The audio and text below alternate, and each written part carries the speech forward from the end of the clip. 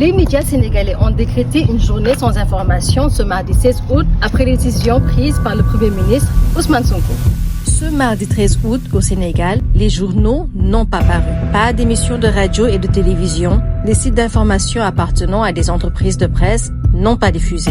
Plus de 4 mois après l'arrivée au pouvoir des nouvelles autorités, les patrons de médias ont appelé à une journée sans information pour alerter sur les difficultés du secteur qui vit une des phases les plus sombres de son histoire. Le Conseil des diffuseurs et des éditeurs du pays, qui regroupe des éditeurs privés et publics, a indiqué que la liberté de la presse est menacée au Sénégal dans un éditorial commun publié le 12 août par les journaux locaux. Celui-ci met en cause les autorités, notamment pour le blocage des comptes bancaires des entreprises de presse pour non-paiement d'impôts, la saisie de leur matériel de production, la rupture unilatérale et illégale des contrats publicitaires, le gel des paiements dus aux médias.